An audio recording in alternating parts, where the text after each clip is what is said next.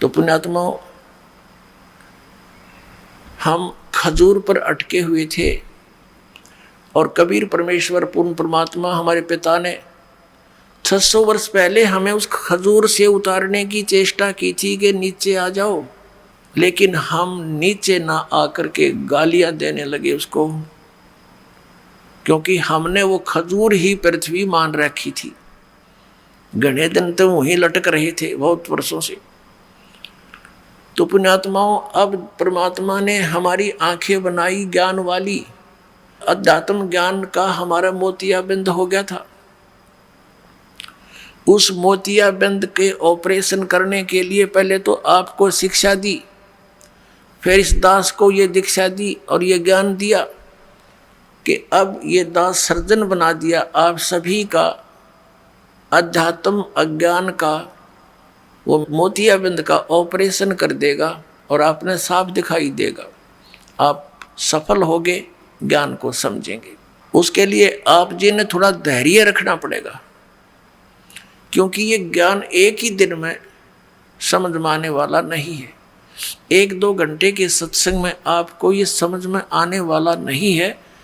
लेकिन कहते हैं धीरे धीरे रे मना, और धीरे सब कुछ हो, माली सी चैसो घड़ा, समय आए फल हो।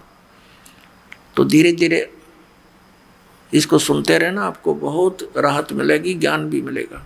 तो प्रसंग चल रहा है कि एक तो दास ने यहाँ एक शब्द बोल दिया कि इन शंकराचार्यों और हमारे धर्मगुरुओं मंडलेश्वरों, इन महंतों संतों को तो ज्ञान होगा कहाँ।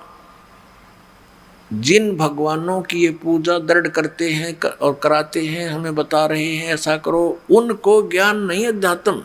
तो ये बात बड़ी खटके की है और बहुत बड़ा विवाद पैदा कर सकती है यदि दास इसका रिमोट, इसका स्विच नहीं दबाएगा। अर्थात आपको सच्चाई नहीं दिखाएगा तो आम व्यक्ति ने सोचेगा ये तो झूठ बोलता है रामपाल, और ये कोई बात हुई, ये कैसे कह दिया ब्रह्मा विष्णु महेश को ज्ञान नहीं। ये दास ने नहीं कह दिया, इनके इतिहास ने बता दिया। और दास ने इनका इतिहास जीवनी पढ़ ली और इन्हीं उन हमारे धर्मगुरुओं के द्वारा अनुवादित है। ये दास अनुवाद करता तो इन्होंने सोचा ये संस्कृत ना पढ़ रहा है, ये क्या अनुवाद करेगा, झूठ बोलता। जैसा कि हमारे भगवान के साथ इन्होंने किया था 600 वर्ष पहले।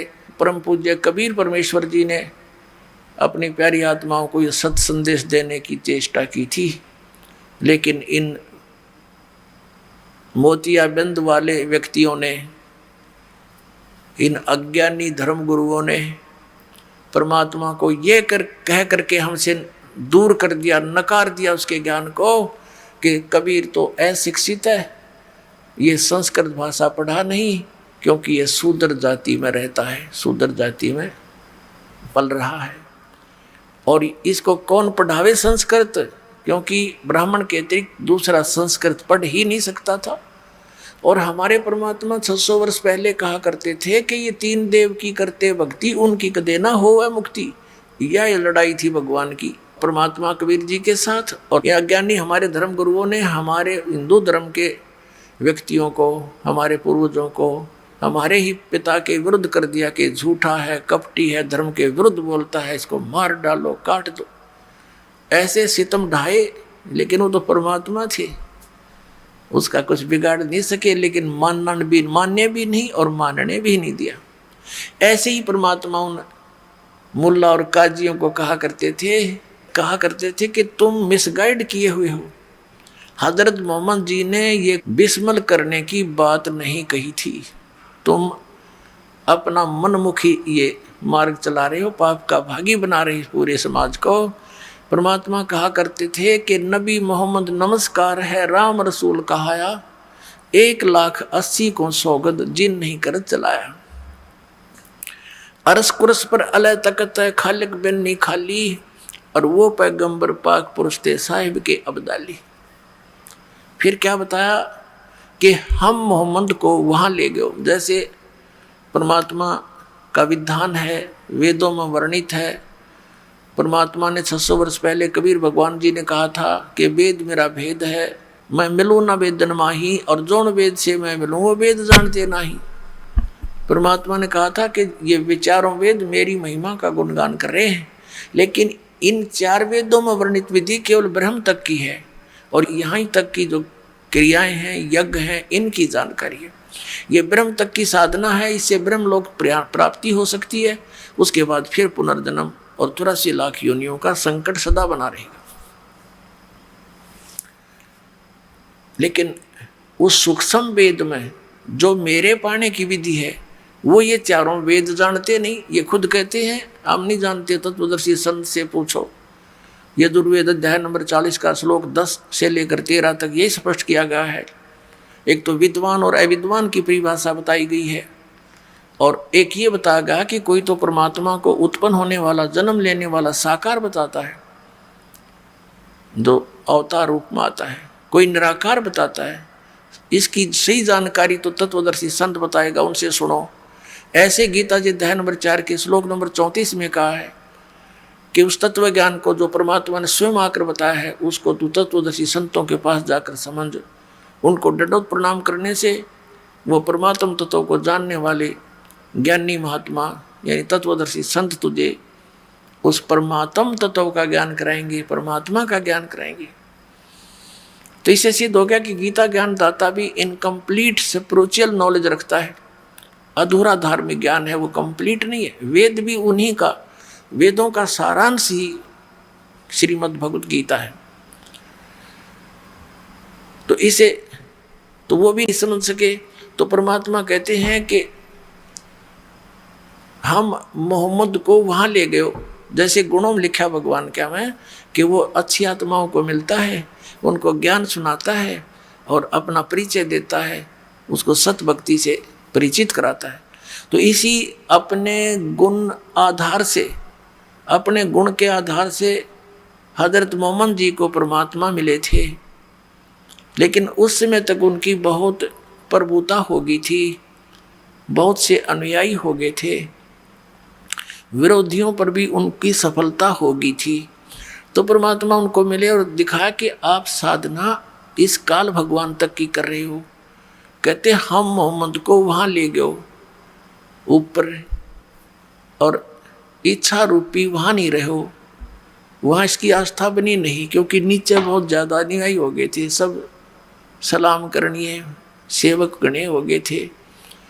तो कहने का भाव है कि इच्छा रूपी वहाँ नहीं रहे हो। उल्ट मोहम्मद मैल पठाया, इस शरीर में भेज दी उसकी आत्मा। उल्ट मोहम्मद मैल पठाया, गुज बीरज एक कलमा लाया। कहते हैं एक गुज यानी गुप्त, गुज बीरज एक कलमा लाया, रोजा बंग नमाज देरे, बिस्मल की नहीं बात कही रे। कि उन्होंने ये 3 बातें बताई थी, रोजा यानी व्रत रखो, और बंग यानी ऊपर मस्जिद के अंदर चढ़ करके आवाज़ लगाना, और रोजा बंग नमाज दे रे, बिस्मल की नहीं बात कही रे। अब कहते नेम, कहते ये 5 वक्त की जो नमाज करते हैं, कहते ये 3 बताई थी उनको, ये बिस्मल नहीं करने को कहा था। 4 यार मतलब बिस्मल की थी, और गऊ पकड़ कर बिस्मल की थी।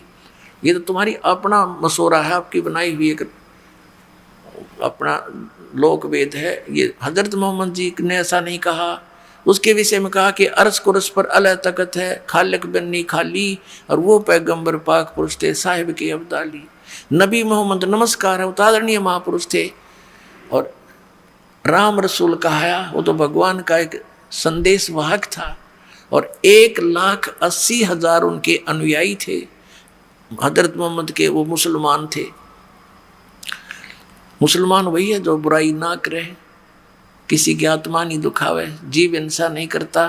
तो धार्मिक व्यक्ति तो उसी को कह सकते हैं। काटे शीश नहीं दिल करना, बकरे काटे, गऊ काटे, झोटे काट कर बलि चढ़ावे, वो भक्त है। धिक्कार है ऐसी भक्ति को। तो क्या कहा करते, ऐसे ही हिंदुओं में देख लो आप, कामाख्य से माई के माता का बड़ा झोटे चढ़ रहे, बकरे चढ़ रहे, वह बकरे खाओ, वह मूर्ति अकल मारी जा रही बताई हमारी। तो परमात्मा यही कहा करते थे, उनको कहा करते थे कि तुमने ये अपना लोग भी बना लिया, वो हजरत मोहम्मद जी का दिया हुआ ये ज्ञान मांस खान का नहीं है।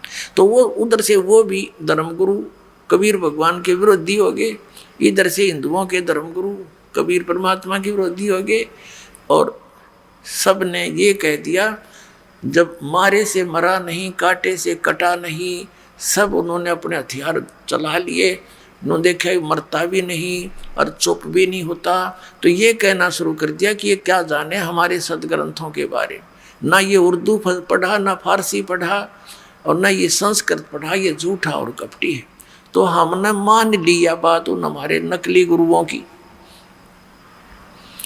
केवल इसी दृष्टिकोण से कि हमारे कबीर गुरु जी ने संस्कृत को नहीं पढ़ा, इसलिए ये सच्चाई नहीं बोल रहे होंगे। और पुण्यात्मा उस समय 64 लाख से सो गए थे इस भगवान कबीर साहब के 600 वर्ष पूर्व। 64 लाख से, जबकि पूरे भारतवर्ष की आबादी 4 करोड़ होगी। सन 1398 से सन 1518 तक रहे इतिहास देख लेना। और उस समय भारतवर्ष कितना बड़ा था, अफगानिस्तान, बलोचिस्तान, पश्चिमी और पूर्वी पाकिस्तान, इराक, ईरान तक ये भारतवर्ष ही था।